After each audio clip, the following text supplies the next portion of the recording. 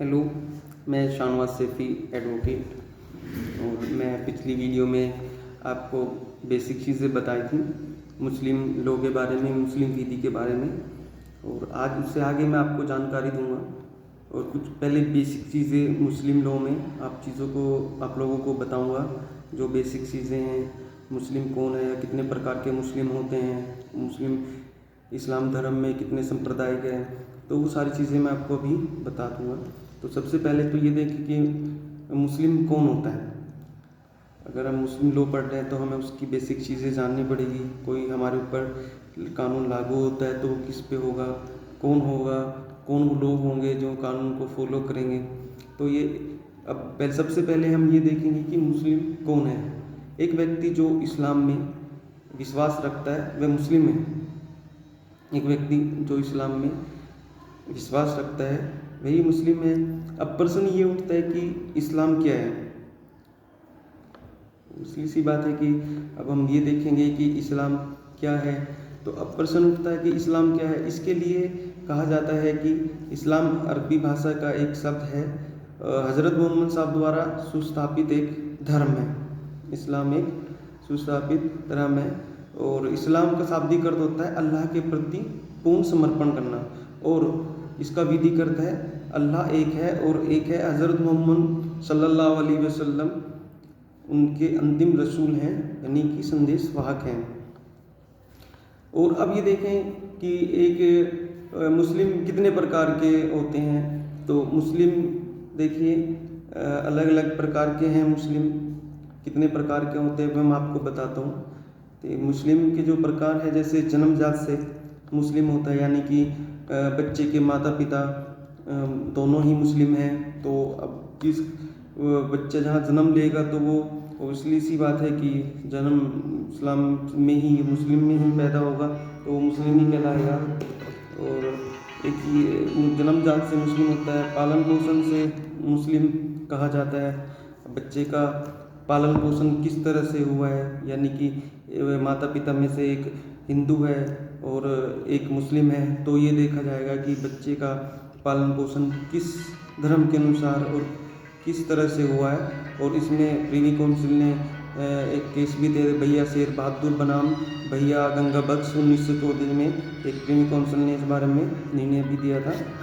तो पालन पोषण से भी मुस्लिम हो सकता है और संपरिवर्तन से भी मुस्लिम कहा जाता है। अब कोई आदमी अगर सद्भावनापूर्व अपनी मन से और कोई मुस्लिम बनना चाहता है तो वो संपरिवर्तन द्वारा भी मुस्लिम हो सकता है। यानी कि जो भी उसकी फॉर्मेलिटीज़ है, औपचारिकताएँ हैं, वो उसको फॉलो करे अच्छे से, बिना दबाव के, बिना डर के।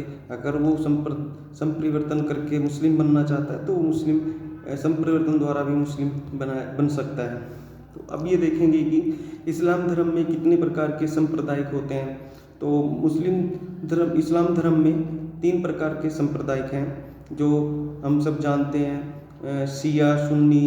और एक जो सांप्रदायिक है बहुत ही कम लोग जानते हैं, जैसे, और वो का कुछ समय के लिए नहीं था, जिसको जो तीसरा संप्रदाय था मोतजिला 9वीं शताब्दी में आया था।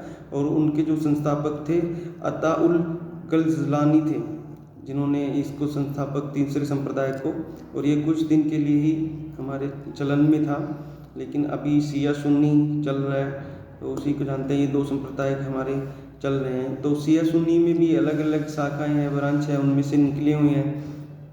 तो और शिया सुन्नी का जहाँ से जो प्रश्न हुआ था, जो शिया सुन्नी कैसा है, तो हज़रत मोहम्मद सल्लल्लाहु अलैहि वसल्लम के इंतकाल के बाद, यानी कि मृत्यु के बाद, उनकी बीवी यानी आयशा ने अपने पिता अबू बकर को खलीफा उत्तराधिकारी के रूप में निर्वाचित किया था। और अपने दामाद जो अली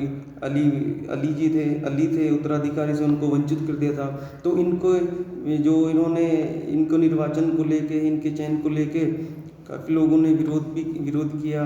कुछ लोग मोहम्मद सल्लल्लाहु अलैहि वसल्लम के इंतकाल, मृत्यु के बाद उनके निर्वाचित अबू बकर को लेके विरोध में हो गए। तो जिन लोगों ने विरोध किया तो वो शिया कहलाने लगे, और जो समर्थन में थे वो सुन्नी कहलाने लगे।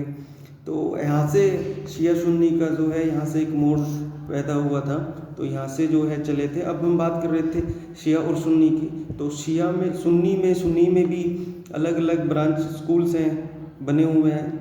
तो जैसे सुन्नी में है हनफी है, मलिकी है, सफ़ी है, हनबली है। तो ये अलग अलग इसमें सुन्नी संप्रदाय में 4 प्रकार के आगे और स्कूल शाखाएं बनी हुई हैं, जैसे हनफी, मलिकी, सफ़ी, हनबली। ऐसे शिया में है अतना शरिया, इस्लामिया, जैदिया। और अतना शरिया में भी 2 प्रकार के और आगे स्कूल्स बने हुए हैं, अकबरी, वसूली। और इस्लाम ज़ैदे में खोजा, बोहरा और एक है जैदिया। और मोतज़िला में था जो मैंने आपको बताया, एक इनके कुछ दिन के लिए 9वीं शताब्दी में ये आया था, और कुछ दिनों के बाद मतलब ज़्यादा ये नहीं चल पड़ा है संप्रदाय, तो 9वीं शताब्दी में इसका जो है ये आया था। तो आगे मैं और आपको अब इनको आगे इनकी डेफिनेशंस आगे और एक्सप्लेन करके बताऊंगा चीज़ों को, और आपको बहुत सारी चीज़ें भी बतानी है मुस्लिम लोगों के बारे में। थोड़ा थोड़ा आपको समझ में आए इसलिए मैं बहुत छोटी वीडियो बना रहा हूँ। और अगर आपका कोई भी क्वेश्चन है, मैंने डिस्क्रिप्शन में आपको नंबर भी दिया हुआ है, आप मेरे पास कॉल कर सकते हैं। मुस्लिम लोगों के बारे में, मुस्लिम विधि के बारे में अगर कोई भी क्वेश्चन आपका है तो मैं उसको आपकी वीडियो पे डाल दूंगा। अगर पर्सनली भी मुझसे पूछना चाहते हैं तो मैं उसका भी आप मेरे पास कॉल कर सकते हैं, क्वेश्चन का आपको जवाब मिल जाएगा। और आगे धीरे धीरे चीज़ों को एकदम से नहीं पढ़ा पाऊँगा, तो काफ़ी धीरे धीरे चीज़ें समझाऊँगा मैं आपको, एक स्टेप बाय स्टेप आपको पूरा मुस्लिम लॉ में पढ़ाऊँगा, बहुत ही आसान तरीके से, बहुत ही सरल भाषा में, ताकि आप लोगों को भी समझ में आए। Thank you.